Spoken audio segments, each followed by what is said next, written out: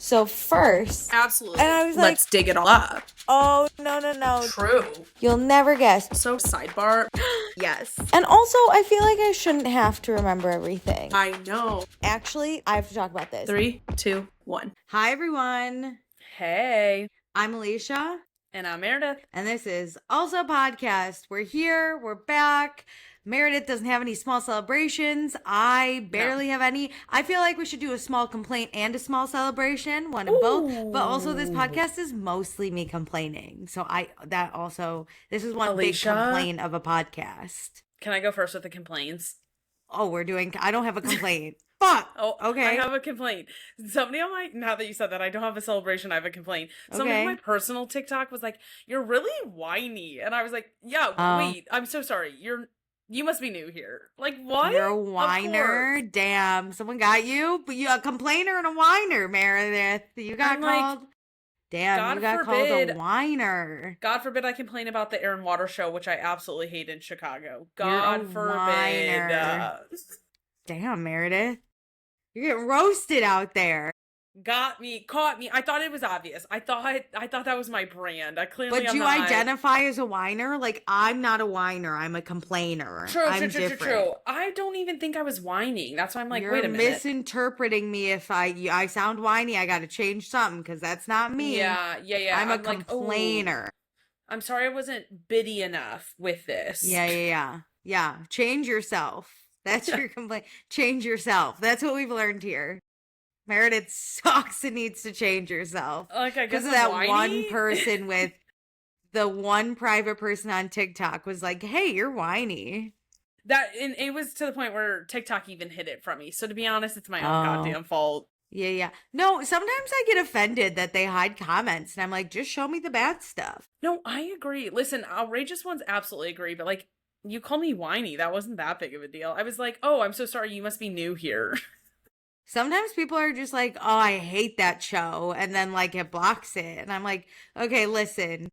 Especially when they're like complaining about the same thing I'm complaining about. And it's like they're trying to hide. Calm down. TikTok thinks they're ragging me. And I'm like, no. They're ragging that shitty ass housewife. Don't worry. They're not making comments against me. Yeah, TikTok's gotta like get thicker skin because this is sensitive. Crazy. Yeah, it's very sensitive. It's very crazy. Okay, well, I didn't even really do the intro, but you already came in with a complaint, so shout out you. I'm sorry, you said complaining, and I said, oh, I have something I didn't invite about. you to complain, let's be clear. You're sounding whiny, Meredith, out here. So, before Meredith gives us other complaints, check us out on Instagram, TikTok, YouTube, and Patreon. All the links are in our description, and please be sure to rate, review, and subscribe. Meredith, would you like to continue with whatever the hell you were doing when you hijacked my show? I'm so sorry. That's all my complaints, but I actually do have a celebration too. Okay, we can get to that later. No, go off with your No, complaint. you go. Please, God, just finish yourself. No, I'm just kidding. Okay, this one's Please, for us. God, just finish. This one's for us, though. Oh, okay. I looked it up, and I forgot to say it last week. Oh. We hit our 500th episode. Whoa, we did? Yeah. We need a life. That's awesome. I'm so proud of us. By like 2, I think. Whoa, look at us. We've hit 500. Will we ever stop? No. Let's hit 5,000. Let's get to 5 million.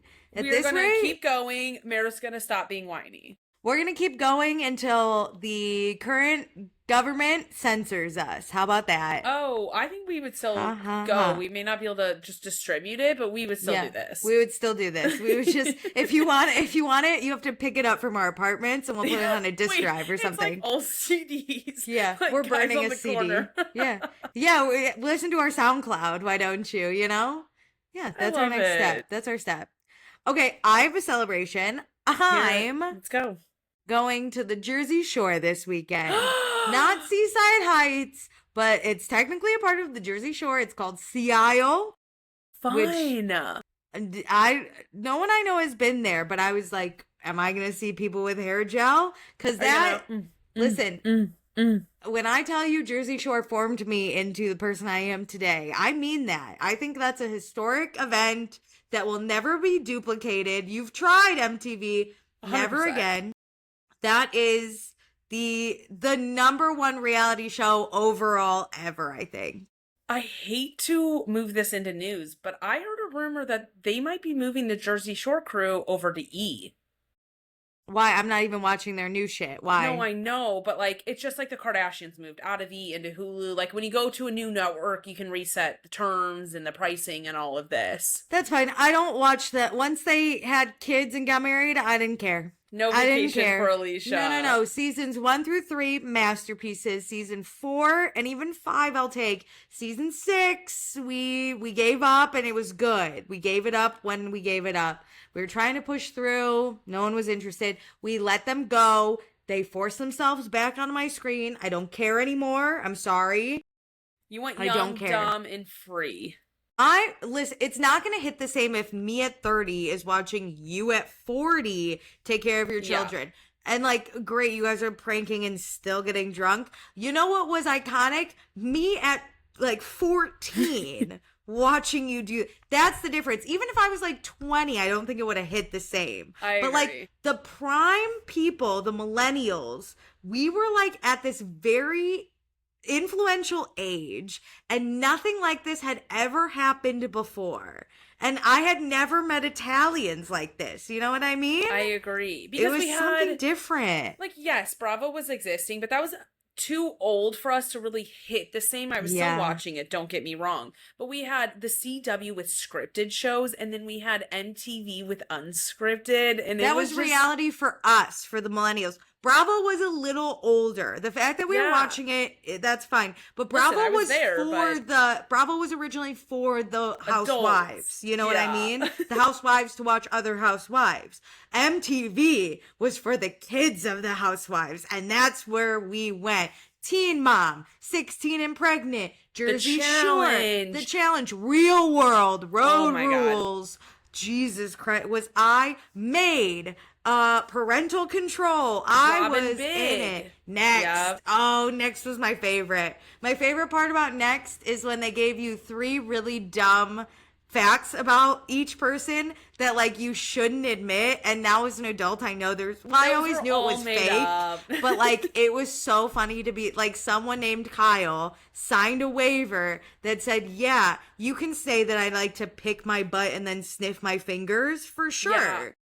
Like someone agreed to that, and that was awesome. And that's on reading contracts. That was but no one got mad at Kyle because we didn't have social media.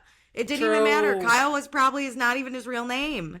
Isn't that crazy that like there has to be like 20% of the public has already been on reality TV at this point? Like there's been so many shows, so many things. We don't know. We just don't even know. And that's what Jersey Shore was too. Like we didn't have social media. All we got from these people was an hour every Thursday on MTV. And that was enough. You know what I mean? At the maximum, we got them tweeting during their show. Oh, yeah. And then, guys, even Michael Cera got done up. He got a makeover by the Jersey Shore. And then the Jersey Shore also did a Twilight spoof. Like, this was iconic. I'll never stop talking about the Jersey Shore. One guy today brought it up and was like, just so you know, when you're in Sea Isle, it's not going to be the vacation like the beach vacation you expect. And I was like, I expect to see juiced up Italians yelling at me. What do you mean? So what I expect? Get that, and he was like, oh, then that's probably what you'll get. And I was like, you don't know me for a shit, okay? Yeah. This is my dream. You don't know me. Let me tell you. When I tell you I was formed from the vagina of the Jersey Hole, that's me. I came out of that through. Shore House. Oh right man! Well, if I could like just go to the Shore House, I think I would fangirl over the Jersey Shore cast. I don't think there's a lot of casts I would do that to. Jersey Shore is one of them. I think what helps too is they're in their entirety. Like we've seen so many other shows go through versions of itself where it just doesn't hit the same unless you've had the exact same people. I think that's also why Teen Mom hits me so hard. It's like they've kept it, you know? Yeah, I don't know. The new Jersey Shore old stuff doesn't do it. I just liked watching these dumb people get drunk. Agreed. And like be authentically themselves. You know what I mean? This is the bad thing about canceling people. We should absolutely cancel people for being racist, homophobic, like all of that stuff. Transphobic, yeah. For being young, dumb, and drunk, let them be. Oh, let them be. Mike, the Situation would have gotten canceled twice a day. Every day. Oh, man. Guys, Snooki took her underwear off in the hot tub the first night. What are you talking about? Cancel her. Don't do it. Oh, so it's just like it's so good. Anyway, Too good. even if I'm not in Seaside Heights, I'm gonna channel the Jersey Shore. I'm gonna quote it a lot. Oh, I can't talk enough about this. Is a Jersey Shore podcast now. That's what we should do. I'm gonna do that on my own. Oh my god, for fun. I'm gonna. No, I'm just kidding. We live Sounds here like now. a lot. I live in Jersey Shore. Yeah, it's hard to go back. Anyway, let's get into real news. Do you have anything to share with me?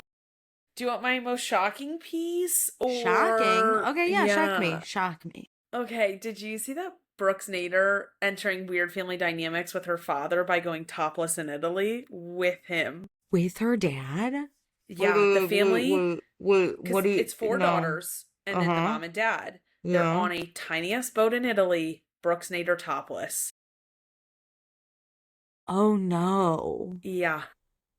And obviously they're gonna pick the worst photos, to print or like put out there. It's like her dad's getting, off the ladder out of the water, and it's like straight line into the boobs. Oh, every photo is him straight line into the boobs. No, but no. It doesn't matter the photo. If a boat that's too close to be topless near my dad. Oh, yeah. Ew. Oh, no. My coworkers and I were talking about this today. Like, okay, you're on a beach and your dad's like 10 feet away from you and you're like gallivanting, like whatever, fine, running into the water, fine. Tiny ass boat is crazy. And also, like, again, not in jumping in the water and just swimming around topless. His eyesight right at the boobs. No. Every time. No. What do I Google to find this? Boat just pics? Brooks Nader, Italy. Oh, Italy. Oh, no. Why? No, see, you can't. No. These are the people that took a bath together, right? Who was that? No, that was Bruce Willis. His. Oh, this is our nightmare. God. I just imagine being on a boat with my dad. My dad already is annoyed at tiny bikinis. No, and I don't. My dad's like, please wear a one piece type of guy. You know what I mean? And you're like, all right, weirdo. And my dad's like, put clothes on. And I agree. Like, oh my God. No. I lock my door at my parents when I'm like changing because I'm like, the chances of. I can't have a chance run in where you think I'm not in this room and I happen to be changing. No. With any member of my family. No. Oh, this is when we cancel just like families. Cancel the whole family. We're gonna become anti-family real quick, and we're on board because weird family dynamics. We're out on. This is weird. You don't ever have to be topless in front of your father. Honestly, there's only a handful of times you even need to be in a bikini around your father, and that's maybe if you have a pool.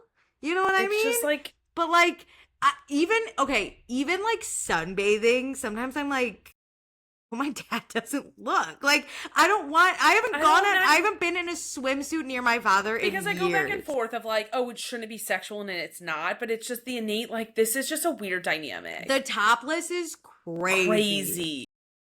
I would never take my top. We could go to a nude beach in Italy and I'd be like fully clothed, like a nun. I won't even venture. The minute I see nude beach, we're turning around. I'm not even like looking at other naked people with my dad. This is how crazy. You know when you watch a movie and like a sexual joke is made, I don't even like him being in the room. Yeah, because I accidentally watched Bridgerton season 1 with my parents and I was like, this is my nightmare. You have to just sit there and be like, because if you get up, it makes it worse, You're like, if you acknowledge it. No, my dad and I really like the high comedy, like Seth Rogen-esque movies. And oh my God, they make so many dick jokes. And I'm just sitting there and I'm like, you're like, no. I don't know what a dick is. You know what I mean? At the beach, we boogie boarded so hard. My dad had to buy us wetsuits because we were so into it. So like, tiny bikinis was not a thing in my family around. Yeah, we went tubing a lot. It's, to be honest, because it's not even just dad. I don't need my mom to watch me topless. No. Yeah, if you go tubing, we were in like full one pieces because we were you can have those doing extreme sport. You're gonna lose them forever. Yeah. Oh, terrible. I know. Okay, we'll make it better. This one, I think you'll like it. Okay. Ariana and Hudson from Next Gen NYC officially done. Yeah, sad, but like not. I don't know. I go back and forth. I shouldn't be that invested in these two. We talked about it with Chris, and Chris wants Liam. She made a good point. And Ariana, and I agree. However, I like Liam better. I agree. I want that clear. It's the makeup to the breakup is something special on shows. If somebody can rise to the occasion, like, I'm a little giddy off of it. And he couldn't. It's just one of those things of, like, it's so much history that, like, we as a Bravo community are, like, involved in. Yeah. How could you not root for it a little? But I'm toxic. It's the hope. It's the hope of, like, what could be. Yeah. Like, if he could get his shit together and, like, win or bad. Oh, yeah, that'd be great. Huge. But listen, I think, honestly, this season of Next Gen NYC makes me, like, dislike Hudson more than I did. Because he's kind of a weirdo, I think. So I get it. It's not what I thought would happen based on... Yes. We knew they broke up whenever they started filming. And then before we got the show actually on our screens, we knew they were back together. So in my mind, Next Gen is all about Hudson winning her back and, like, being amazing. And then it wasn't that. It's like Liam being amazing. So now I'm like, I built this entire fairy tale in my head and it's not happening. So we'll see. I don't RIP to that relationship, I guess, but adios. We'll see. I wonder if Hudson will be on the show then, because he's barely on the show with him being broken up for Ariana. What does his family do and how rich is he? Great question. His dad started Zaxby's, that restaurant. Wow. Yeah. Oh, so they're billionaires. Okay. I was just wondering how he had, like, so much money. And now I get why he, like, didn't want to take their money and give it to Ariana's mom, Kim. Yes. I guess, let's be honest, it was his family's money, like, paying, or not necessarily, like, paying straight to Kim, but it's, his money, his family's gonna supplement if Ariana needs something because they love her. And then you're watching her turn around and take her hard-earned money and invest it into this woman who is a gambling addict. Yeah.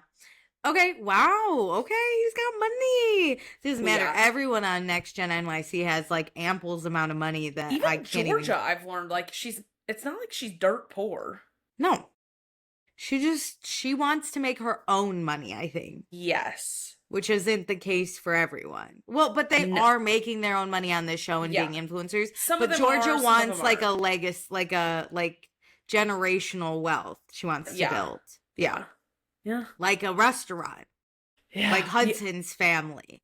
Maybe not fast food, but yeah. But you get what I'm saying. She wants that kind of wealth where you hear what they do and you go, oh, yeah, they got money. You know what? 100%. I hear, like, okay, Gia's mom is a housewife and then Gia's an influencer. I'm not going to be like, oh, they got money. You know what I mean? Those are families that are spending the money they create and, like, bring in immediately. They're not investing and having all this wealth and, like you said, generational wealth. Yeah, I think Hudson's Georgia family is now they invested wealth. In property in a restaurant and now it's, like, building. I think Georgia wants that in a club where it can, like, build and grow and she'll invest in that and have, like, respect out of business. Yeah, you'll be a business person. Yeah, I don't know. Okay, should we go on? More news? Do you have more news? I have more. Okay, keep going.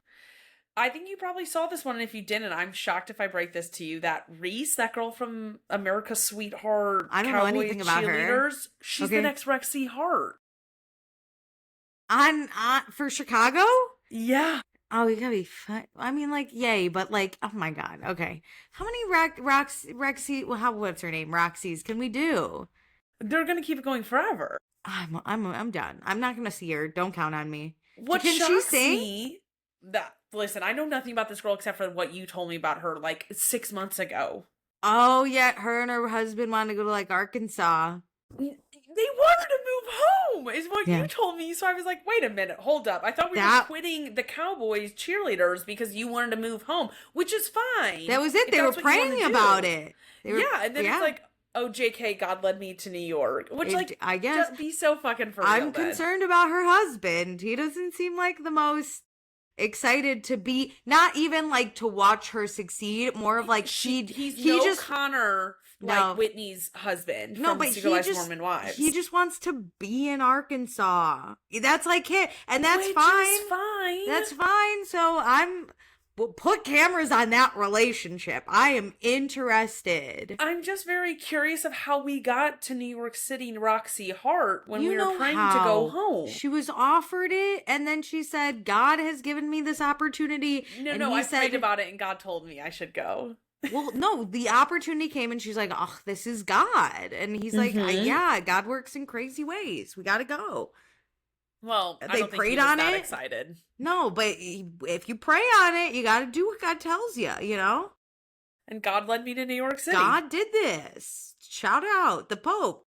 I feel like God is calling me to New York City sometimes. Hey, if it's God, you can't turn that down. Calling. You're going to get to the gates of heaven and he'll be like, but I have to deny you because you never answered the call to New York City. I kept calling you.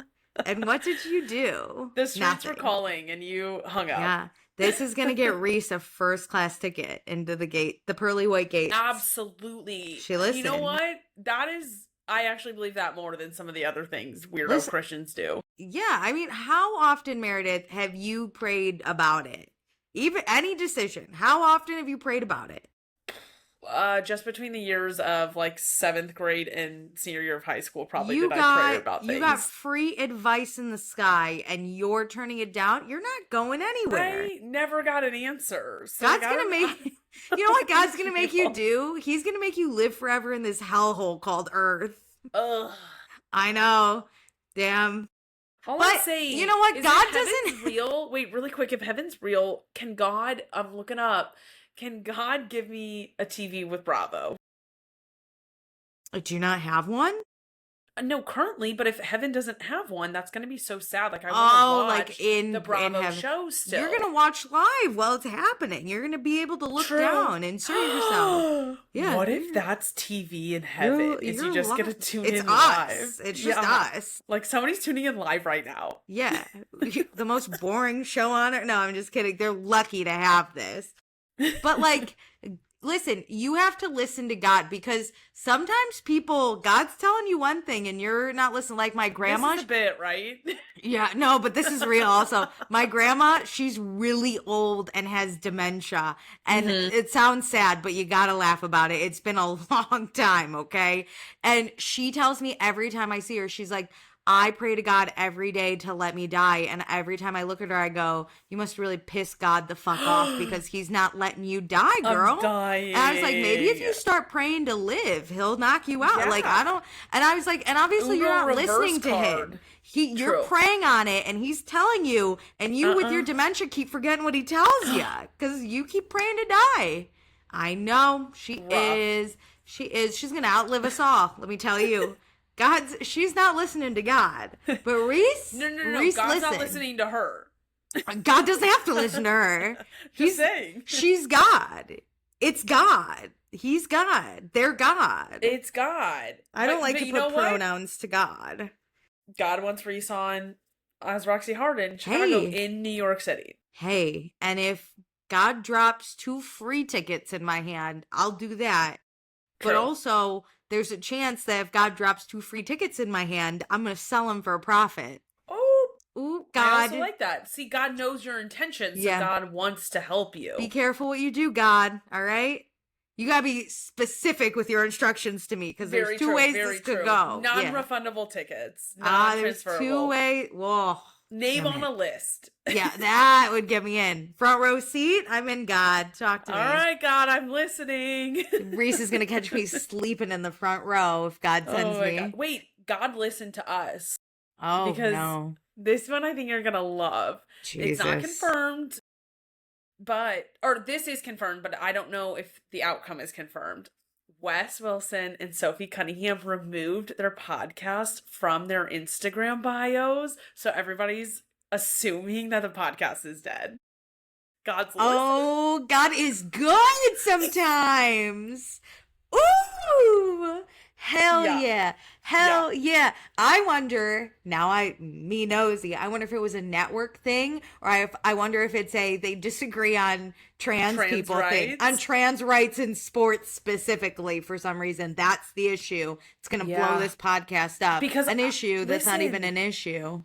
West consistently utilizes liberal topics, whether he believes in them or not, but he speaks out on them to gain traction with public and like get over his own indiscretions. And so I could fully see him really wanting to go to bat on this topic to help gain public support for him again. And if she wouldn't talk about it on the podcast, I could see that being podcast ending, because he like needs something like that, or he needs a big win in the liberal space to come back from what he just did. Yeah, he's gonna be like, I ended this podcast because I can't do it with the transphobe. Even though when we started the podcast, I knew she sucked as a person. Correct. But this Too far. trans women in sports is where I draw that line. She has been racist. She has supported things I have never supported. She has been awful. But an issue about a non-issue, that's where I draw that line. That's it for me. My God, the five trans players in like the whole NCAA. This is where that line is drawn. And you know what, Wes Wilson, draw a line. Listen, his podcast was all like flailing, like, and he's like, "This is it. This is it. It's taking us down." You know what? Draw the line somewhere, my guy. Somehow he's better to me than Sophie Cunningham. So I agree with that. Whether he believes the liberal ideologies or not, he speaks on them. So that's enough for me. I just think he affects our spaces more than she does, if that makes sense. No, she takes over my life, dude. I have a group chat. I think you pay more attention to, obviously, to WNBA, so like she doesn't infiltrate my like world as much. Yeah. Not that she doesn't affect the world, because I think her harms are greater than his. His are like Agreed. Him fucking Amanda actually doesn't matter, but his harms, I'll say, are discussed wider in my audience. 100. That's a good way to put it. Is her. Yeah, she negatively affects wider people around the world, whereas the shit he does didn't actually hurt anyone except like really his close friends, Sierra. Yeah. Other than that, he has care for the people in his life, which is like an issue, but it's not on as broad of a scale. Like, Sierra's life matters. Yeah, I'm glad he cares. I can't do anything about that personally. I'm glad he cares about us, though, because he affects us 0%, really. And that's nice, because I wouldn't want to waste my anger on him. No. I don't have time, honestly. And I am still on this. Bravo is going to try really hard. I'm telling you all, watch. They are going to try to give him a comeback tour. Never forget. I'll never forget. I just know it. They are going to try so hard to bring him back. Then guess who we start bullying on the internet?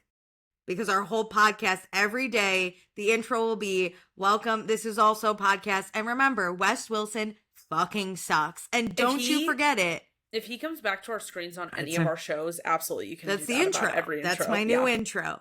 Yeah. Ha-ha. I can't wait. Because don't redeem him to me. I'm over it. No. I'm over it.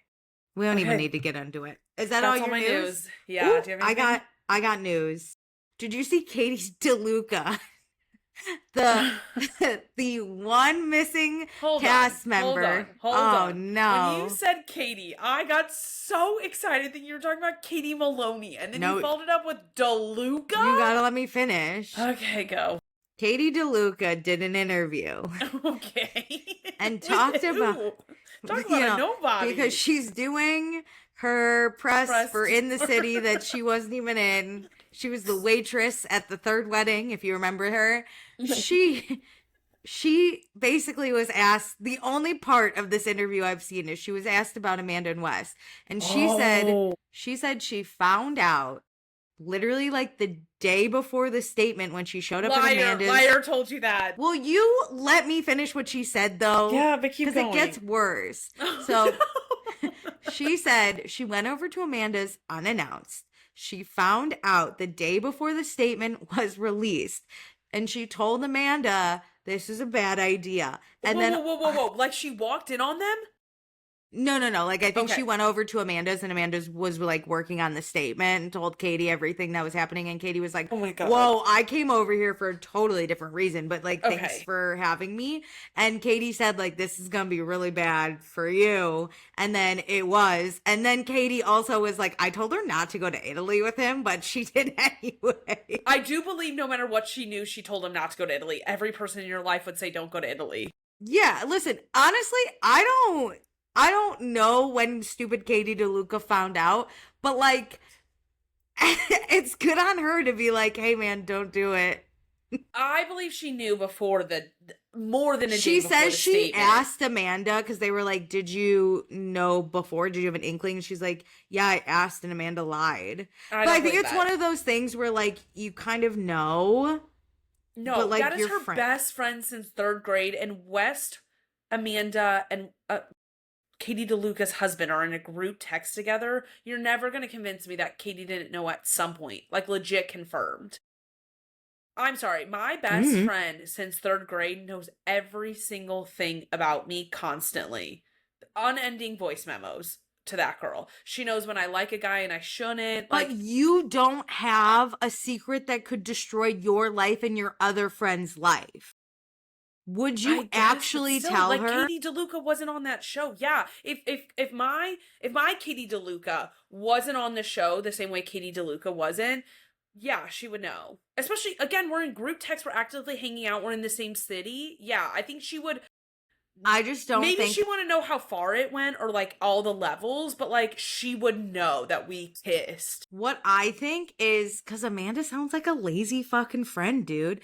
I don't think Amanda, like... I think she was like, oh, we're hanging out with Wes. And Katie, like, went. And I think she picked up on vibes and would be like, are you guys together? And Amanda would be like, no, we're just like fun friends. And I think Katie DeLuca like knew, but she's like, they're not confirming it. Okay, like I think she'd outright say it. Because if I'm living in the same city as my best friend, I could see y'all flirt. I get it. But like Katie DeLuca saw more than the Summer House cast saw, because she was hanging out with them more, saying the same questions the Summer House cast was probably saying, can tell even more than the Summer House cast can tell. But Amanda isn't outright saying we're together, we kissed, we slept together. I think because how often can you bring it up to your best friend at that point? You're like, they're denying it. Jesus okay, yeah. You could convince me of that. I think she knew, but I don't think Amanda was like, hey, guess what? Who I banged last night. Yeah, I think like Katie picked up on it and probably told her husband and was like, dude, guess what I think. I also don't live in the same city as my Katie DeLuca, so telling her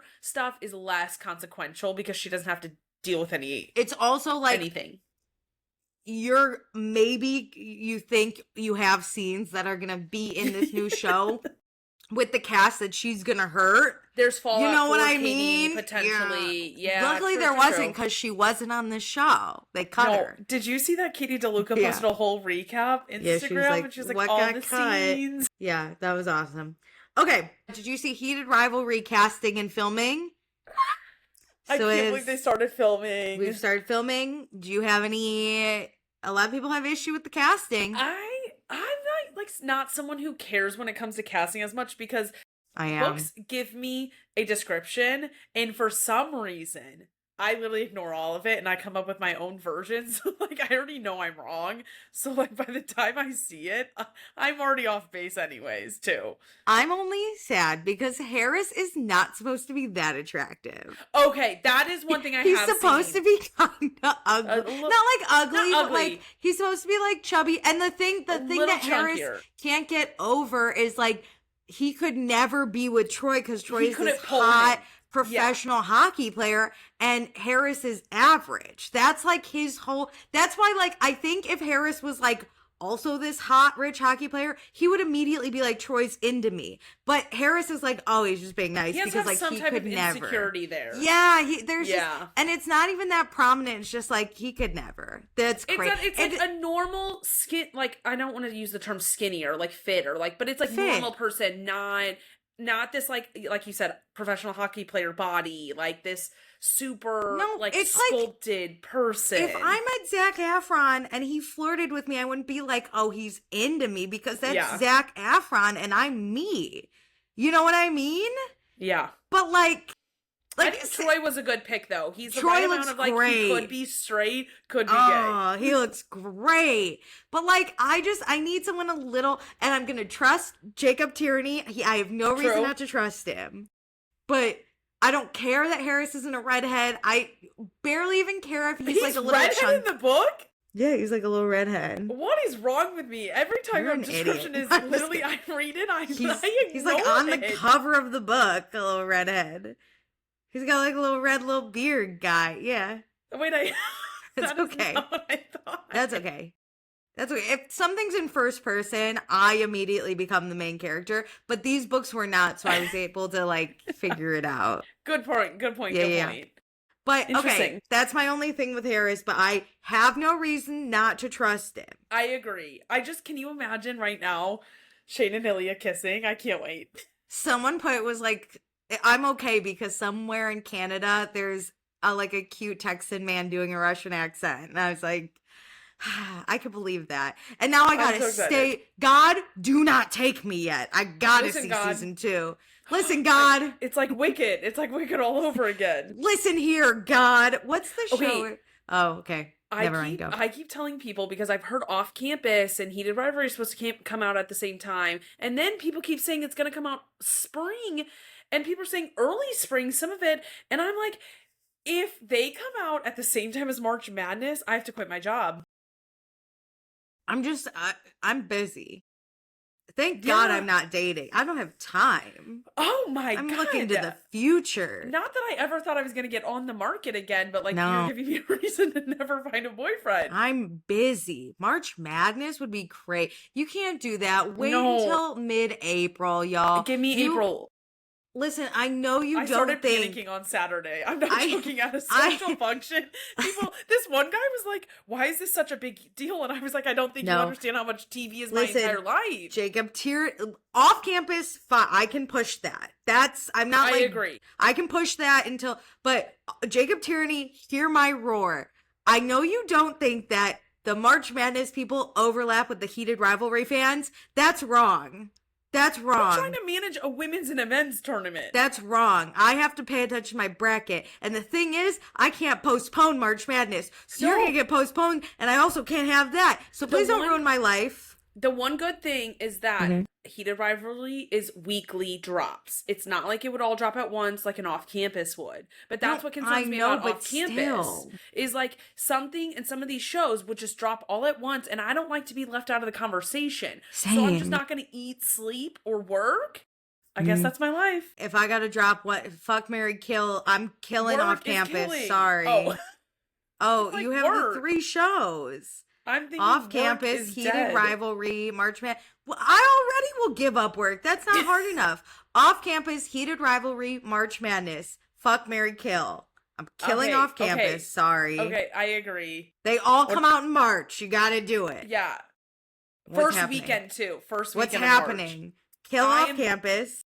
I'm marrying March Madness. Oh, I'm marrying Heated Rivalry. I'm fucking March Madness. Yeah, I'm killing off campus. Yeah, I think I'm opposite. I would marry Heated Rivalry and fuck March Madness. Wait, it all comes out at once? Yeah. Oh, then I have to give more time to Heated Rivalry. I have to work on my marriage. If all 8 episodes dropped at once, Heated Rivalry. Yeah. If it's just one episode, I got to work on my marriage. Okay, yeah. That's tough. I'll come back around on I'll come back around on March Madness, but yeah, I gotta prioritize my wife. You're right. You're right. Mm-hmm. Okay. Speaking of off campus, actually, did you see that some of the actors are following some MAGA accounts out there? No. Ooh, who? Okay. The guy that plays Dean, who's a Canadian. Steven something. Who's a Canadian. Interesting. He's out here following Turning Point USA and shit. And then also the guy that plays John Tucker, the curly-headed guy that I cannot get over. The one who dated Renee Rapp. No. That's John Logan. You're right. Sorry. I always forget. John Tucker is the curly-headed weirdo that does not match in my books. He was the one who was on that HBO show too. That I don't know, freak. He's MAGA. Matter. But I will confirm that I just can't. The woman that plays Allie, Mika something. She is liberal. The guy that dated Renee Rapp and plays John Logan, he is liberal. Okay. And then the other ones were just kind of unsure. But I will say the girl that plays Hannah is British, so she's fine. We'll get over her. She's American, okay. But she grew up in England, so yeah, I would not expect her to fully. She's okay. She's fine. No politics in America. The other two we don't know, but I'm gonna believe the best. I would be shocked if Belmont was Republican. Yeah, but shout out John Logan. I know he fucked over Renee Rapp, and I'm not happy about it. You can be like a shitty dating person without being a shitty person. No. I'm not saying he's a shitty person. Yeah. I'm just saying I'm not happy about that. But those songs she wrote about him are bangers. Epic. However, if they don't include that one song in his season, that like Why I Hate Boston or whatever, I'm gonna be so upset. Oh, they should troll him the whole time. But I will say this, he's a musical guy, and that's a lot of gay people. So he had to be liberal. We're in safe spaces in musicals, you know what I mean? I think he would have been sniffed out well in advance if he wasn't. 100%. Renee would have never dated him. But she dated him and then started dating women, which that's hilarious. Anyway, last thing I do want to discuss. Have you been following the Lindsay Clancy trial? Alicia, I'm so happy you asked. Okay. Not in the way I should. I need to catch up on the next week because I actually did call my dad, lawyer of the podcast, about this and asked him if he had been listening to it, and he got kind of annoyed because he was like, ugh, your sister called me about this. And my sister's about to go on maternity leave, and I'm going to home next week, and I was like, oh my God, I can't wait for my sister to fill me in and then us to ask my dad about this. Yes. So you have? I haven't been following it a lot, but I accidentally fell upon it, and I was like, there's some crazy shit. What is this? So I don't know off the top of my head a lot of details, but basically this woman is on trial for murdering her two children. Yeah, definitely minimum 2, maybe 3. Minimum 2 children. When her husband was out at CVS and picking up dinner, right?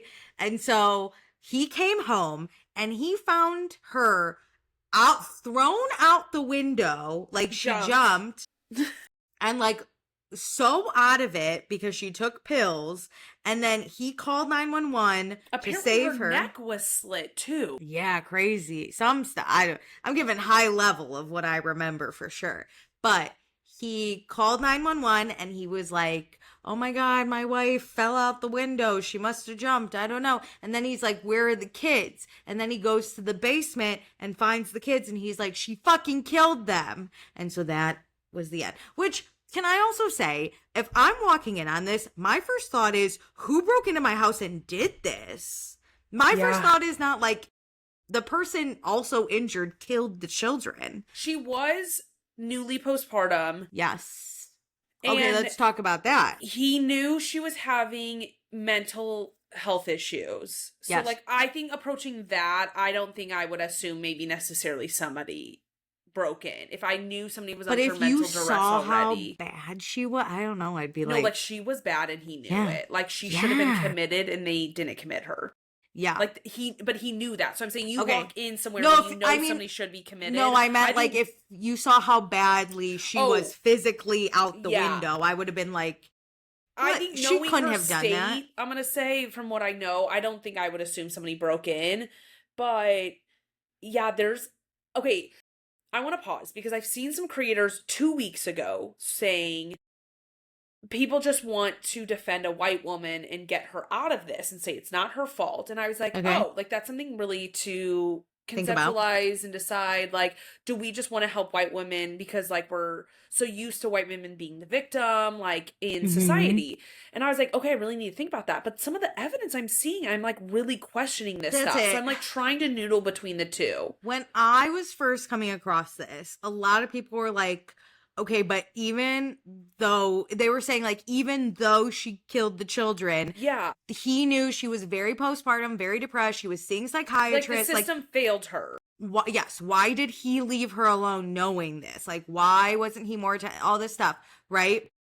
But then as the evidence comes out, I'm like, why is he so guilty? No, that's the thing that made me switch to be like, oh, I'm tuning in, because at first she admitted guilt in this. She has like come out and said she did it. And so the trial at first started out with, she did this. Was she mentally insane or not? So does she go to jail for the rest of her life, or does she go to a mental health institution, or not. And then lately I've been seeing some evidence where I'm like, wait a minute, I don't know if she did this. No, it's kind of crazy because also let's talk about kind of how he's a bad husband, which doesn't prove he did anything. No, but proves that like he also should be held to some extent because he is out here taking like boys trips. His wife is literally going through the ringer postpartum and he's leaving for boys trips. He's helping her 0%. He also is already like moved into his mistresses. Girlfriends. Yeah, he got a new job 2 months before this happened in New York. In New York, he's moved in with this new woman who's apparently also a doctor and friends with people who are testifying. No, it's weird. I don't understand all the details. And so like all this that I'm saying at least is alleged because I have not fully verified any of it. But I am confused at what the fuck happened with her. This is giving that Boston trial where it's like kind of corrupt. Yes. Because also the lawyer that Lacey Clancy has is a badass. He's out here trying to prove her innocent. I've heard 2 different things too. That he did this pro bono. And I've heard that he's accepting money from her family. And then I've heard that he went from accepting money from her family to moving it to pro bono once he saw the evidence. But like, I don't know what's actually true. But if he's doing this pro bono, I'm like, let's go. Locked in. He's locked in. So I will spend the next week locking in because I know my sister's going to want to talk about this after giving birth to a baby. It's actually tragic to say given the case, but my sister loves the law. Her and I both like thought about going to law school because my dad was a lawyer. That we like love seeing this stuff, and I think it gets us excited in a way of a life path we wanted to go down. So I cannot wait. I need to research this for her sake to lock in and talk with her because I know she's going to enjoy it. And, like, the people who are testifying, people are really pissed at these doctors who are like, oh, I don't remember. No matter that's what not happens, what I meant. It's really highlighting, like, no matter who's at fault, on the, like, parents' sake of who killed these children, it's really highlighting postpartum issues and a lack of care. And, like, consideration. Even from professionals. Because I will say the nurse that treated... The nurse that treated her knew her shit. She came in here and was like, I could tell you everything I did. Whereas, like, her literal psychiatrist was like, oh, I don't really remember. I didn't really look into it. The notes that she actually took aren't matching what she submitted into the forms. And it's crazy to think how you're, like, then, like, honed in on, like, a drop-down menu. It's just showing how healthcare is for profit once again and how risky that is when even if the psychiatrist did everything right, how like she has to submit it on a drop down form and how impersonal that is and how hard that is to track and care for someone in that way. It's so gross in like how we treat new moms in this world. No, it's something has to change because this lawyer is going to make sure that it does. It's at least highlighted. He's here to show us everything that's missing. He's sassy as hell. Oh, that's a good lawyer. And half of being a lawyer is putting on a good show in a courtroom, and he's doing it. He's doing it. And he's got the public backing, which I think is like so important. And Alicia, even if he doesn't win. Yeah. What?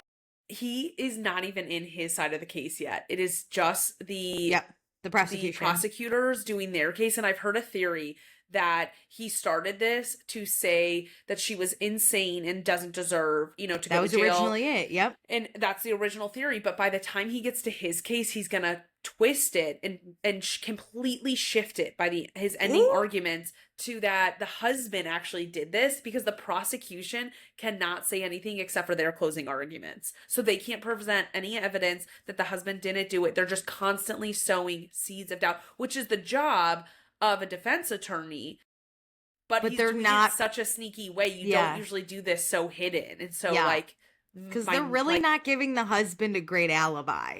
No, he's just pointing out little things to be like, that's weird.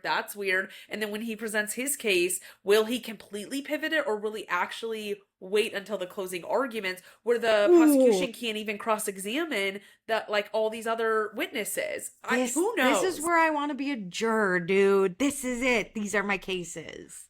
Don't give me one where it's like big billionaire business versus the small guy. You know, this is where I'm like, ooh, I just want to see the show. I can't wait. I just find it because I do believe in justice and stuff like that, 100%. But unfortunately our justice system just is not like pure justice. I'm like, you did something wrong, here's what you did bad. It is about putting on a show, and I do appreciate that. And I just find it fascinating how you sit and prepare and you get all these witnesses and you're combing through all this evidence and you have to assume what they're going to say and then have a rebuttal and be ready for it. Fascinating. Yeah.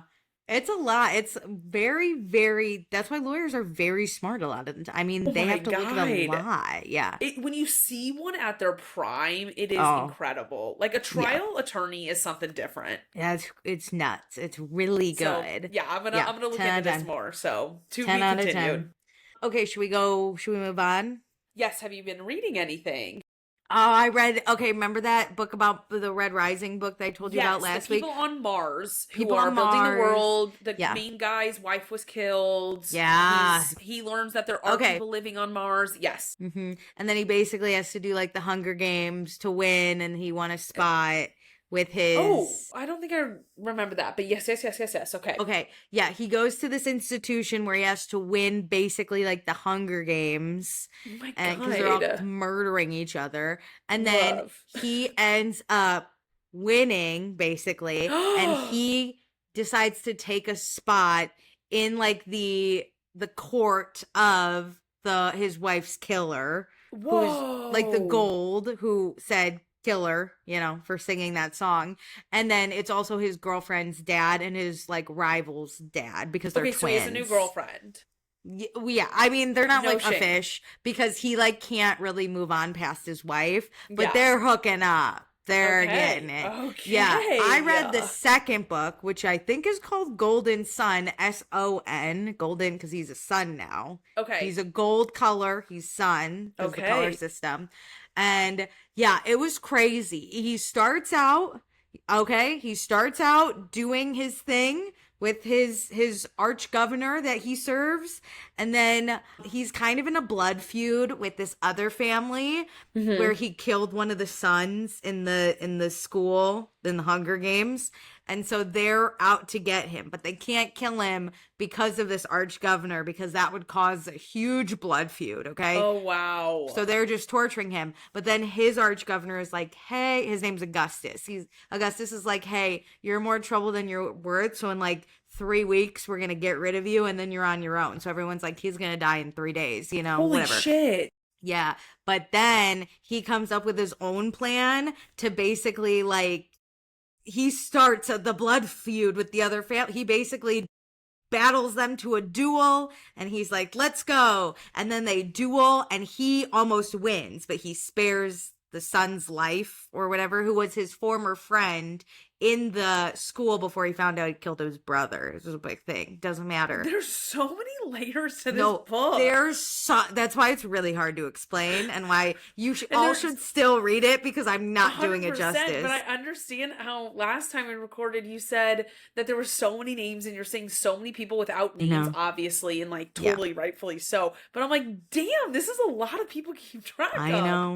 I know. So now Augustus, his arch governor, is like, actually, we're not going to get rid of you because, wow, we're in a blood feud, and we're going to become the sovereigns. We're going to become the rulers. That's what he wants. He sees power, and he's like, this guy can get me to fucking power. So now he can be a tool. But this was all the main guy, Darrow. This was all his plan, because he's like, how am I going to save my life? I'm going to start a civil war between all these rich people. Yeah, no, amazing. So then basically they're in this civil war. Darrow is reunited with his old girlfriend Mustang, who was like, hey man, this is what happened. So Darrow and Mustang got together, and then Darrow was like, I'm gonna work for your dad. And Mustang, that's her nickname, by the way, her name's Veronica or something, but she goes by Mustang. And then so he was like, hey, I'm gonna go work for your dad. And she was like, no, my dad's an evil guy, don't do it. And he's like, I'm gonna do it. And she's like, you're power hungry, fuck you, kind of thing. But now she's working for the sovereign, the one that the dad wants to take down. So now Darrow has to be like, hey girl, what's up? You know, I'm back Oh in your my life. And then God. they also have, there's a brother. Mustang has a brother nicknamed the Jackal. The Jackal's crazy. He's evil. He's awful. But he tells Darrow, he's like, hey man, I like what you're doing. We're gonna be allies. And Darrow is immediately suspicious, but he's like, I don't have a lot of others. Because he actually isn't on Team Augustus. He's working below with the Sons of Ares, who's this like rebellion group, remember? Whoa. Do you remember that Yes. from the first book? Yeah. Yes. But it's like, does the main guy know that? Darrow. No, but like, sorry, does the brother know? No one knows that Okay. Darrow is not actually gold, that he's from Okay. the Mars mines and he was taken out by this rebellion group. So he's playing like a triple game. There's a lot of layers when I tell you. So many things. He's just lying to everybody. Yeah. Rightfully so, but it's so many stories to keep straight, so many rivals. Yeah. Here's the other thing. The Sovereign that we're trying to take down has teamed up with Darrow's best friend's dad. So Darrow's got a best friend. His name's Severo. When you say best friends, now we're talking when he's a gold and like went through all of that stuff, right? It's like all new people. Yes. It's not the Reds, right? Right. These are all gold. I'll tell you when we go back to the Reds. Wow. Okay, but Severo is Darrow's best friend. But Severo went to Pluto, so he's gone for a little bit. But then Darrow goes to the Sovereign, and then Severo's dad's there, and he's like, hey man, what the fuck are you doing here? And the dad is like, hey man, you shouldn't go against the Sovereign. That's crazy. But then Darrow's like, I'm gonna go against the Sovereign anyway. And so then he saves his friends from like an attack. It's this big thing. And then his best friend Severo comes by. And then he also has these other friends, right? Who come in later. He's got Roke. Okay. Roke is someone he met at the school, the academy, whatever, the institute. If you believe it, the institute and the academy are two different things. Oh, of course they are. Yeah, so he met Roke at the institute, but he keeps everyone kind of at an arm's distance because he's like, I'm not actually like really supposed to be here. But Roke, that really pisses Roke off. And then he has, I think her name's Victra or something like that. I don't know. And she's always angry and they want you to think she's the bad guy, but I really like her because she's very blunt. And then we'll just go through it. He's got Mustang, that's his girlfriend. Jackal, evil, Mustang's brother, but an ally. Severo, bestie. And then Cassius is the guy he has a blood feud with because he killed Cassius' brother. Okay. But Cassius and him were friends.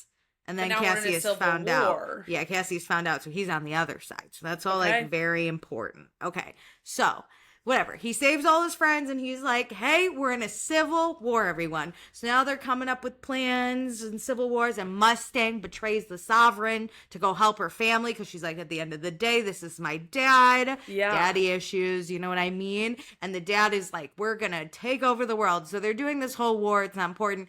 Darrow also makes another friend of a lower color named like Ragnar or something like that. But he really likes Ragnar. And because Darrow's a red, he doesn't really see color. He doesn't see race. If you know what I mean.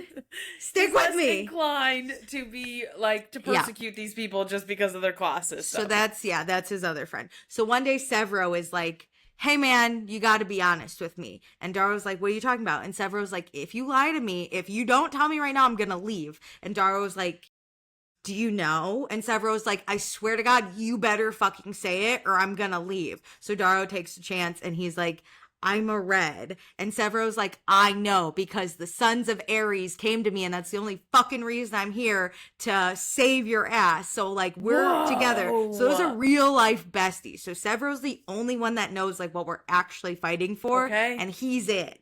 Because he's crazy, but he's my favorite character. So whatever, they're doing this whole civil war. Darrow and Mustang are like feeling it out, but Darrow's doing this whole thing where he's like, I can't let go of my wife who's dead. But like, I get it, dude. You have to murder your own wife. It's the craziest thing. I was about to say, like, she died in a tragic way. Yeah, and he's doing all this for his dead wife. She started the rebellion. So it's like she's always on his mind. Yeah, and so that's happening, and then him and Roke are like like kind of riffing because Roke's like, why do you keep me at an arm's distance? We're brothers. And, you know, Darrow's kind of like, I don't know, you know, I'm just here. So whatever. So they're doing the fight.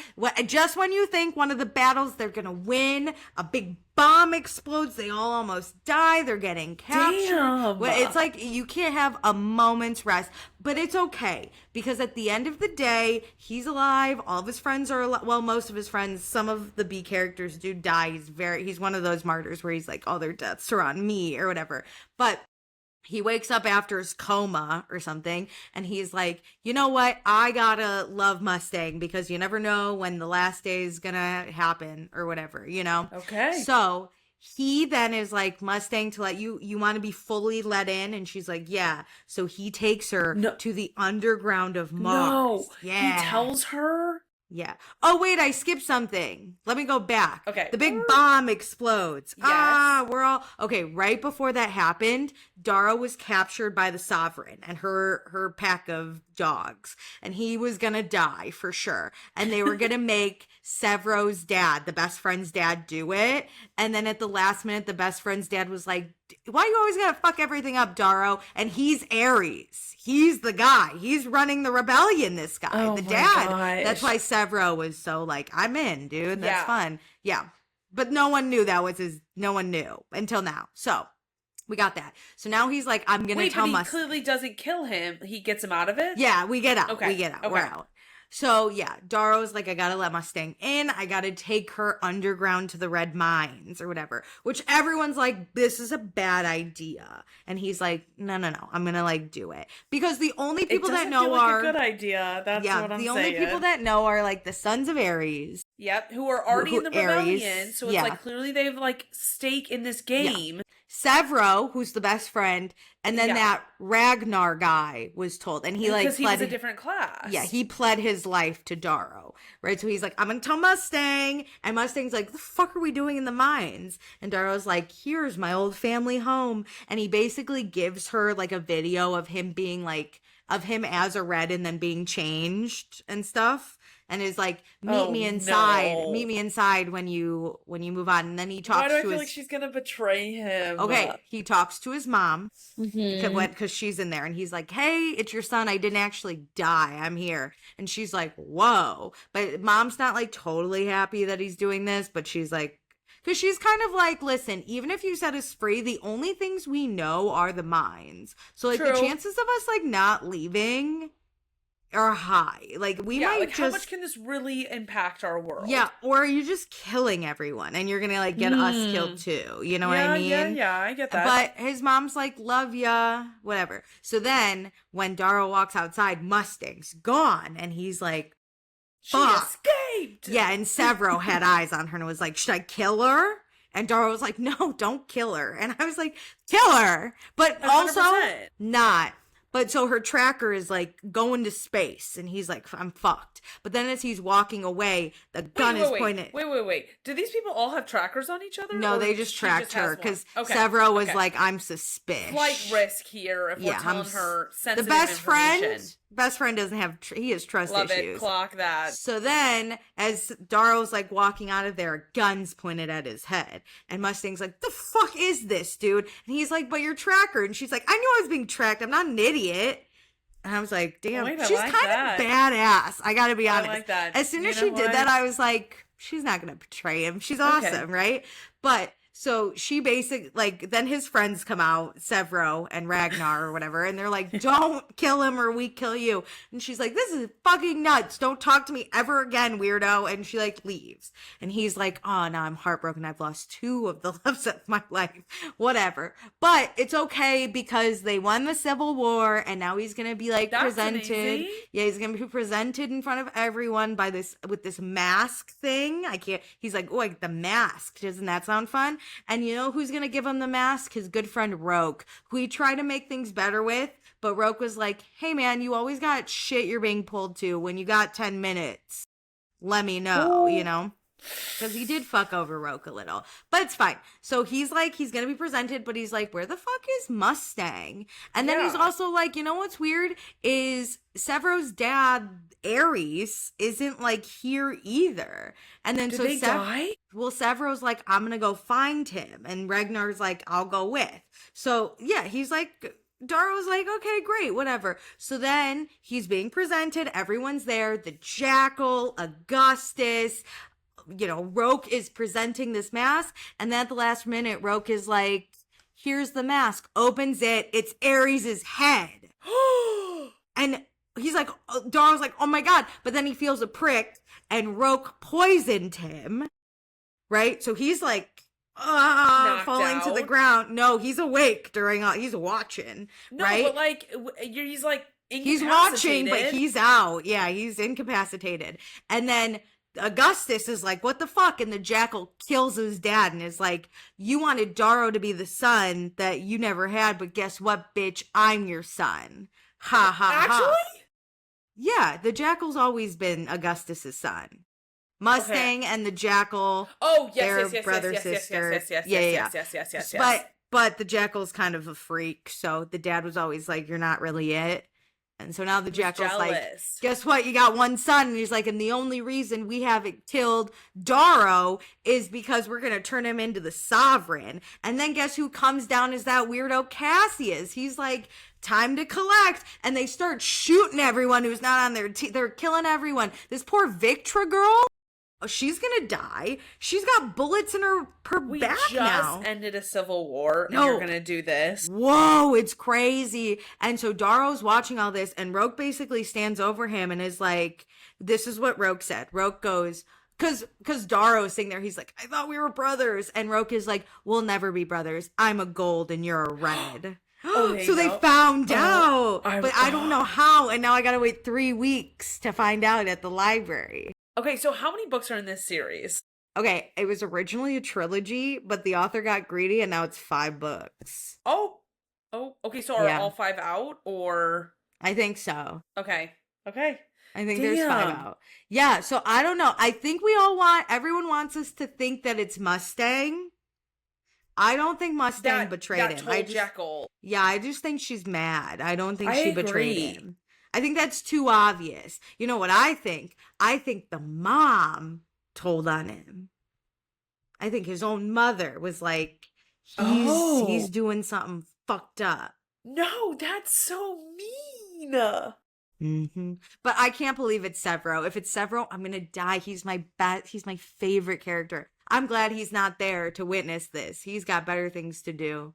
But yeah, all of like the loyal people like get shot. Okay, but what if they put a tracker on any of the people who already knew whenever they went down to the red side? Well, they knew he was going to the red side. He can go there. Okay. That's not sketchy. No, he was there.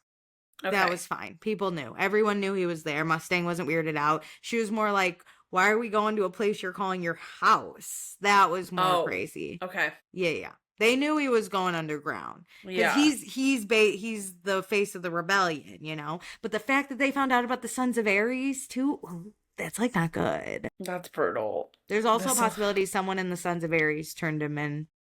Yeah. We don't know. But now I'll never know for 3 weeks. Isn't that crazy? To be continued. You believe my boss told me to read this and then expected me to work the next day? This is crazy. We're quitting our jobs for so many reasons. I hate it here. Anyway, let's get to watching. Okay, can we please talk about Below Deck? Yeah, absolutely. Because we didn't get time to talk about it last week. Yeah. And Alicia, there's like so much happening in this season. Where do you want to start? Can we start with the cum sheets? Why? Disgusting. She should have just watched them. I need to know what you think about Luke, Jen, and what's her name? Joy's love triangle. It's so fucking weird. We've seen this 1,000 times, okay? Yeah. He's just not that into you, but she wants him to be into him, so she puts out, and then he's really not that into you. That's the thing, is he was fine just taking sex for a night, but he wanted nothing more. He wanted just sex for a night. Yeah, and also he like told her, but he's also bad at telling her. And then she was like, he's so at fault for not saying 100%. Clear words. But she also she loves to read into things. to center herself or make herself happy. She was like, we're done with the love triangle. And he was like, yeah. And she was like, oh my God, exactly. We're on the same page. And he was like, yeah, no. I don't love her as a person or as a character. Me neither. So it's hard for me to feel bad for her in this scenario. She did get used for sure. Absolutely. Yeah, but you know what? At the end of the day, she got used. He quit his job. That's all karma for the cum sheets. Okay, him quitting was crazy. So he could evade responsibility on coming on his boss's sheets is crazy. Because it was disgusting. But also, Nathan can hold a grudge. That's his worst trait for sure. Yeah. And he's out to get you. So also, I understand there were, so many opportunities to just clean those sheets. It didn't have to go on as long as it did. Dude, all you have to do is be because Nathan wasn't staying there. You literally just had to strip take him the off bed, and throw him into the laundry Even room. if the laundry's busy, just strip the bed. And then when Nathan's like, what happened to my bed? Be like, dude, I'm so sorry I had sex on your sheets. I'm washing them. You didn't even have to explain that. Take both of your sheets off and just say, I decided I was going to clean our sheets. Give our room a refresh. Anything. It is so easy. Even Jen, while that happened, was like, oh my God, you came on your boss's sheets. Then it was like, give them to me. I will clean them. That's my job on this boat. Just give them to me. Well, I would have, if I was her, just strip them too. I also agree. She's also at fault. That was weird to leave. Because in the moment, they are both at fault for not just stripping the bed immediately. Every day after is on Luke, in my opinion. I think it's for him to get them off. It's on him to get them off. It's on him to get them off, and it's on both of them to just tell Nathan. Just do it. Yeah. You could just say to Nathan, be like, hey, man, this is so disgusting and terrible. Because it's not but it's his home. He doesn't actually care about this bed. No, don't lay in those sheets. That's all you really had to tell him. Yeah. Yeah, no. That was disgusting. Jen drives me nuts. She is so entitled and thinks she's above people just for the fact that she has had a job, not because she's actually good at it or has any skills to be that level. She walked in, assumed she'd be second stew, and is pissed that she wasn't just given it because of some things on a piece of paper. My favorite was this, if you want to encompass Jen in one moment, was this past episode. This week's episode, when so bad for her. She was like, I missed when your chief stew would yell at you for breaking a glass. And literally this other girl, Kat, was like, that's so toxic though.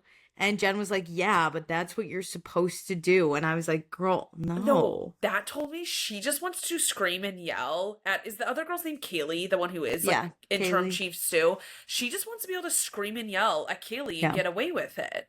Mm-hmm. Yeah, because that's how she was treated, and that's terrible if that's how you were treated. But, you at the moment probably knew that's not how people should be treated. And I'm sorry it happened to you, but, also, there's no need to be like this. Yeah, Jen drives me nuts. It baffles me that she thinks she would be a good chief stew. Because there's nothing I've seen that I'm like, oh, yeah, I don't get how Aisha didn't pick you to be second stew. Well, yeah, the other thing is Aisha even said, what Jen doesn't get is the chief or the second stew position. You also have to connect with the guests and the rest of the crew, and she's just not doing that. And I think that's what is going to be a pitfall in her life in general. Yeah. Is she can't actually connect with Luke and understand where Luke was at in his own mind. She just assumes she's the first choice always. And when she's not, she gets angry. And so it's in the chief stew position, in the romantic life with friends, she's not the number one, but she doesn't know how to actually get herself into that spot. Yeah. For the right reasons. Yeah. It's not great. It's not great for Jen. No. And then the rest of the boat is downhill as we've got Nathan out. Aisha has to be on deck. They even have the chef dropping anchor this last week with everybody helping dock this boat. I was cracking up and I was like, this is kind of scary. Can I tell you though? I've watched all of these seasons and I, going in this season, hated Joe. I was like, don't bring him back. However, Nathan has really been bad this season. Yeah. Not only as a bosun, but as a person. Can I ask you about that? Because I Yeah. stopped watching Med when, Oh, okay, yeah. what was that Chief Stews? Hannah was removed. I think that was the season during COVID. That is Okay. when I stopped watching Med because I was so angry about that. So I don't Okay. actually know Nathan, Joe, And Gail's Gail. history. Okay, well, they were all deckhands together. Joe was the bosun, and Okay. Joe was the bosun. Joe was the bosun. Or no, sorry, Joe was lead deckhand. Sorry. Okay. He was lead deckhand, and then Nathan and Gail, and then there was a bosun. Basically, though, the three of them kind of became very close, obviously working on deck. Gail had a boyfriend at the time, but her and Nathan were just like chemistry, and Gail and her boyfriend were doing the thing where they were both on separate ships, and so it was hard to, whatever. Communicate, yeah. And then Nathan and like Gail and her boyfriend broke up, and then Nathan and Gail started their thing. Well, she almost cheated on her boyfriend, but in the same season. Yeah. Sorry, that's what I meant. Yeah. Yeah. Gail almost cheated on her boyfriend. That's not important. But basically, Nathan and Joe, best friends off the bat. Nathan then starts hanging out more with Gail because he likes Gail a lot. And I think that caused issue between like Joe and Gail. And Joe also made a few comments to Gail that like could come across as a little sexist for sure. And Gail didn't like that because you're already in like a boys club on deck. Yeah, definitely. And then at one point he even called her like a princess, and she was like, "You're a prick," and like she was genuinely upset, and Nathan was really caught in the middle. But at the end of the day, he did choose Gail. He was like, "I love this girl," like whatever. So then Nathan and Gail date for a while. They end up breaking up though shortly after the show. Nathan says it was because they were just in different places. Like Gail's Australian, he's Irish, like located differently. Tough. Yeah. Gail said it was because Nathan rekindled with an old girlfriend and dumped her. So like we don't really know. But Joe and Nathan had some issues also happening on this charter. Joe was in a love triangle where he kind of used both girls, pit them against each other. Yeah, they referenced that this season for sure. Well, here's the thing. What? There's another season where we come back to Below Deck Med. The one that you just described with those three, that's was 2 seasons ago. I think. Ish. At least there's some distance. That was their first season together. That was the first time we saw Gail, Nathan, and Joe. And then now what you're about to say is on their second season together. Yes. Okay.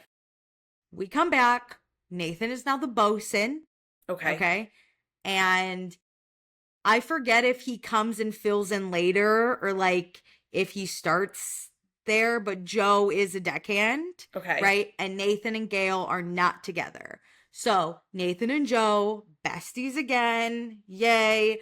Joe then ends up in another love triangle where he kind of pits the girls against each other. It's like this is why I didn't like Joe, because he also has no empathy towards these girls. And his sob story is always like, well, I'm just doing me. Like they're making my life hard. For a little bit. Like we're just here to have fun. Yeah. Gross. Like he's telling these girls. So he did it twice. So that's Nathan also gets kind of annoyed, and so does Aisha, because they're like, this is causing issues amongst our boat. Yeah. Aisha's chief stew. And then the deckhands kind of go down. So we need a replacement. So Gail comes in as a replacement for one charter only. And her and Nathan are not together. Her and Nathan are not together, but they're like cool. They're like fine. Okay. But her and Joe are like not okay. Okay. They don't like each other. Joe thinks that Gail is like manipulating Nathan, and like that's the reason him and Nathan aren't friends. Gail doesn't like the way that Joe acts with women and doesn't like that Nathan then kind of acts that way around when Joe's there. So they just a beef. But Gail shows up. Nathan's like very nervous, very excited, because the whole season he's been telling us how he loves Gail and he wishes he could win her back. And now like she's here. And so like what in the producing happened there. And so he obviously is like begging Gail to get back with him this whole charter. Joe is like super annoyed. Yeah. And Gail's kind of like, but how do I know you're not going to leave me again? Like, you can't just say things. Like, you have to prove them. And she's like, she has this really heartbreaking scene where she's sobbing and she's like, I'm really hurt. Like, I don't believe you. And like, you broke me. And like, she just looks it was so sad. Oh my God. It was like heartbreaking. Anyway. So Nathan, though, is like, I'm going to prove to Gail, I'm going to do it, blah, blah, blah. Joe is still in this, like, love triangle, and then another stew comes on and he picks that stew over the two girls. It's like the craziest thing. Oh my God. So Nathan ends up getting really mad and is like, you need to fucking stop, and like has words with Joe, and Joe's kind of like, hey man, I'm Joe. Just fine. It's no big deal. A boy. Yeah. But then it all happens because Gail came on deck, so Joe blames Gail, this whole thing, whatever. Because he assumes that Gail is the one pushing Nathan to confront him, and that Nathan would have no problem with what Joe is doing if Gail wasn't there. It's more like Gail's just like, oh, Joe is slimy, and then Nathan's like, you're right, you know? Yeah, like parroting what she's saying. So Gail leaves after the one charter. Nathan is like, I'm gonna... just there for one charter? One charter. But it's like towards the end. So he's like, Nathan's like, I'm going to prove it. Him and Joe do not end on good terms. And then we end the season with a scene of Nathan, Gail, and their son, and Nathan leaving for this current season of Below Deck Med. That's how up. The last season's like last 5 minutes are like Nathan being like, I gotta pack my bags. Oh no. And Gail comes out and she's like, say goodbye to dad. And like, cause in this season, Gail and her son are very close by in Croatia. Oh my God. But in current time, yeah, it's Gail always filmed and Nathan, like a year in advance. So by the time it's airing, they were filming the next season. But Gail and Nathan are like not together right now. So which is so insane. So if you ask me, so I saw someone though make a comment was like, are we not going to talk about how Nathan baby trapped her? And I was like, oh shit. Okay, that's what I'm seeing online. But as we talk about Nathan and Gail, I have to say Nathan is really not a good person on this season. He had me. He had all fronts too. But here's the thing: your beef with Joe, you're the bosun. You got to get over it.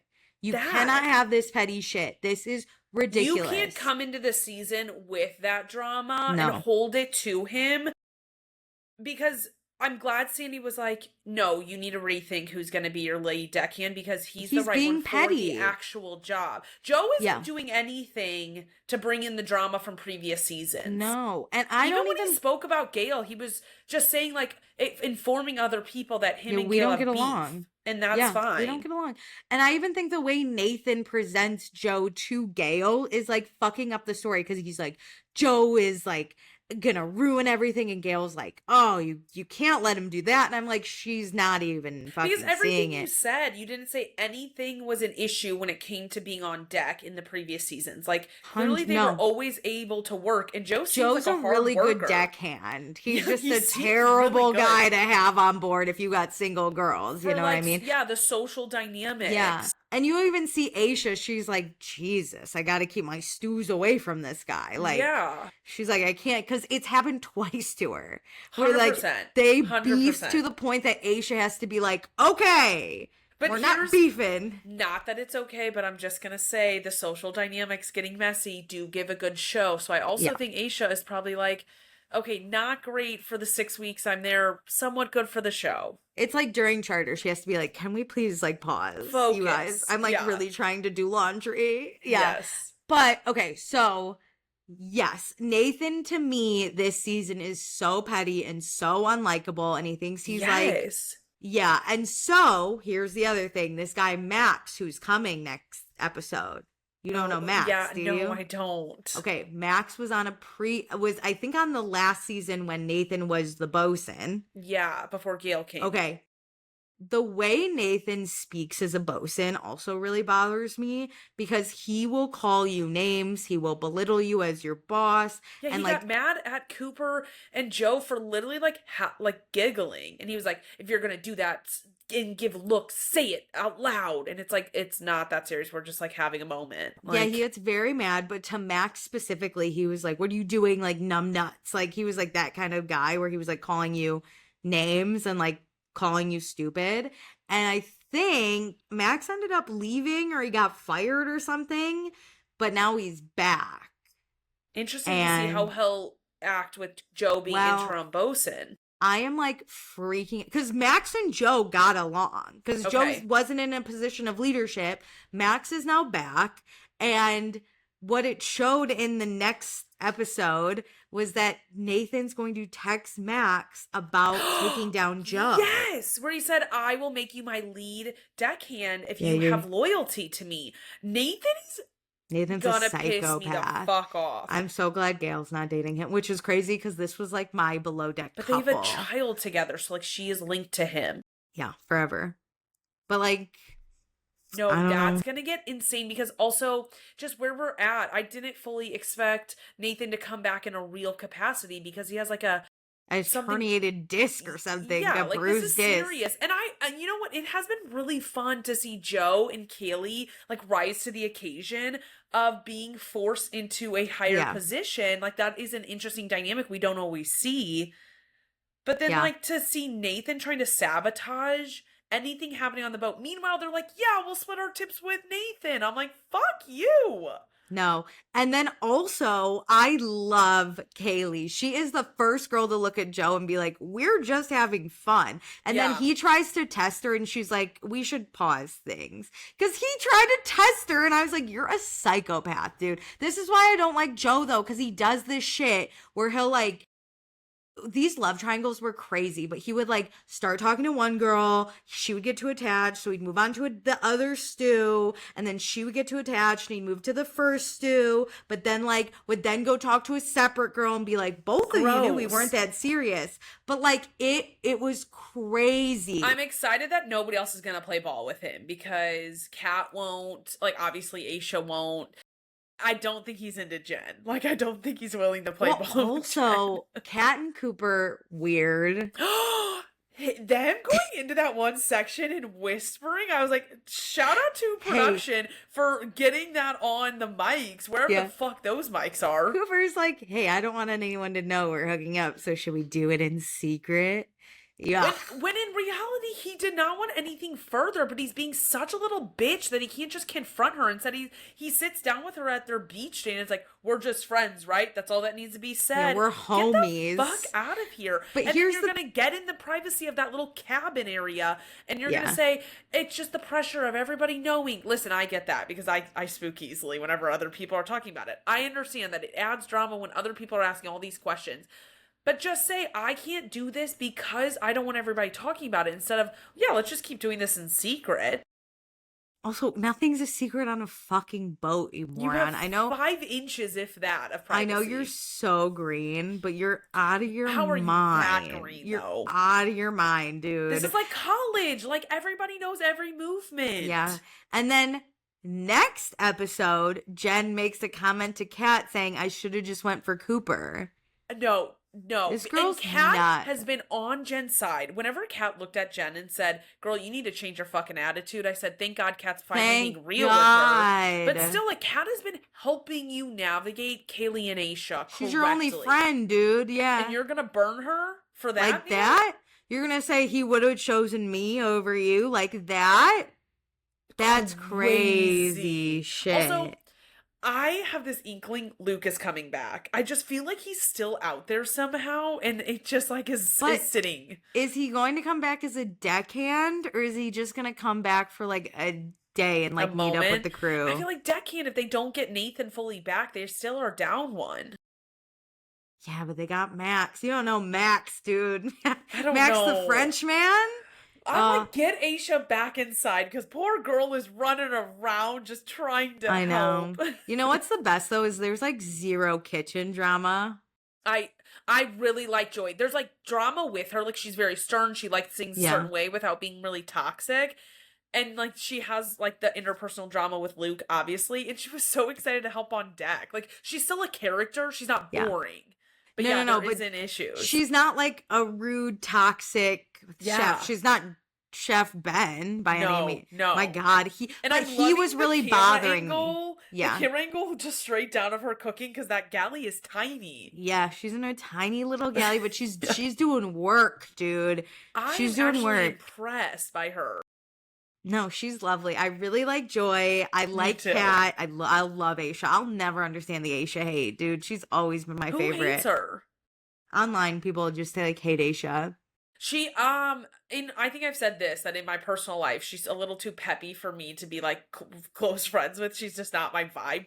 in that capacity. But like, Mm-hmm. I love watching her on the screen. She's so Yeah. passionate about it. It makes me think, should I sign up to go be a yachty? Yeah, she's amazing. No, there was, and it was in one of the past seasons, either last season or the season before, but they all go out to like this day party and they're all, the whole ship is like coupled up, except the chef at the time who like just couldn't get a girl, and Aisha, whose fiance was like not there.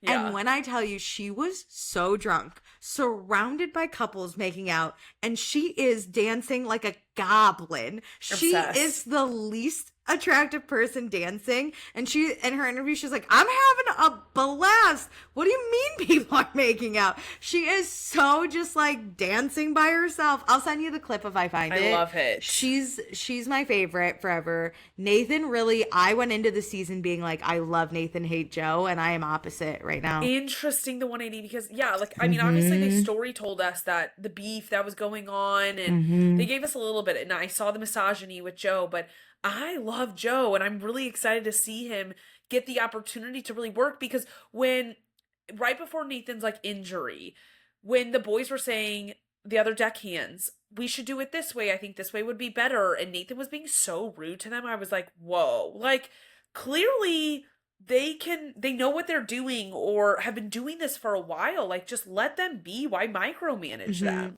I also really love Gail, and like a part of me always has wondered if like it wasn't for Nathan, would Gail and Joe have just been like best friends? Ooh. Like, would it just have been so good? Speaking of Nathan being a dick too, when he said he was sick, went out with the crew for dinner, and then went back and stayed on the boat, I was pissed, because how are you well enough to go out with your crew but not go home to I your think because he baby? had to, but I don't get no, that though. you're right.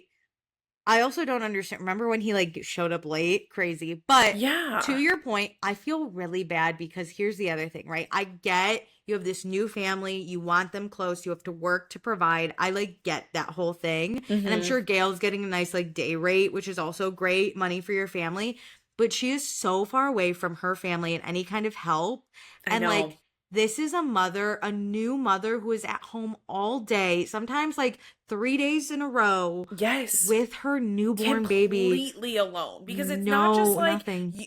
You and I in our own cities where like our parents aren't there. No friends, nothing. Every person you know is on that boat working and like cannot give you any attention. And rightfully so. And you know that like, you know that they're busy is so hard. Like, let's add layers to it. You're a new mom. You have this new baby. You're in a different country that you don't know. Yeah.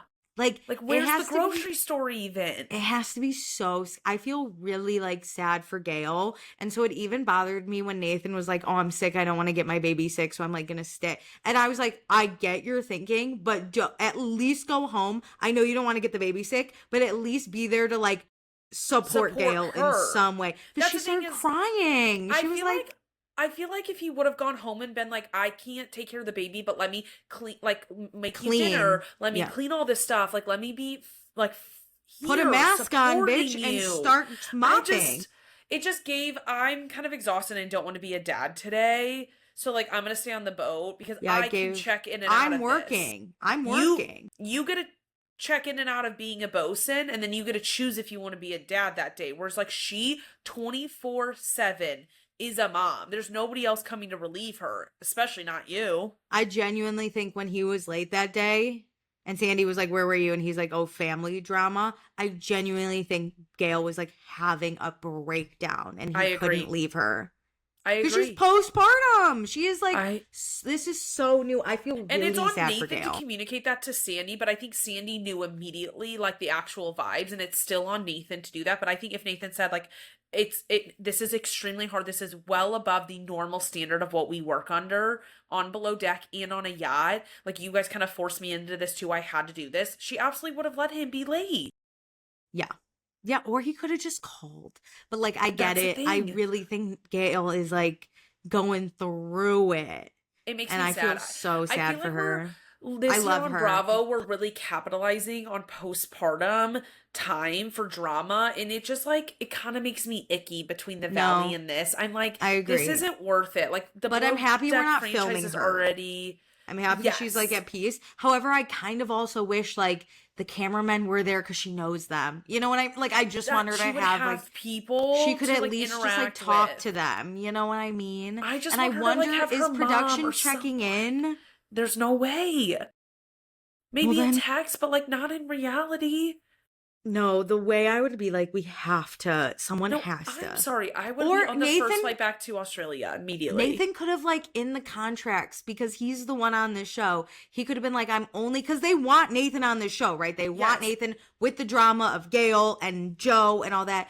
He should have said like, I need like a nanny. I need someone to be with Gail, or I need us to like fly someone out for Gail. Someone else needs to be with her. This is just making me really sad. It's like I don't like talking about Nathan's and Gail's life because it makes me just feel gross that but this is like part of it. You know what? She's doing amazing right now. Good. She's thriving on Instagram. She's with her son all the time. Are they in Australia? I think.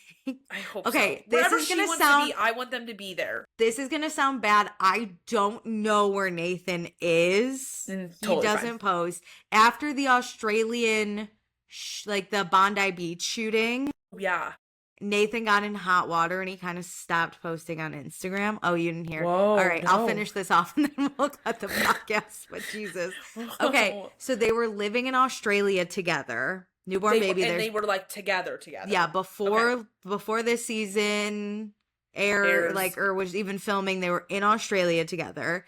And Nathan witnessed the Bondi Beach shoot. Like he was on a boat and he like drove the boat to go get like help save people. Wow.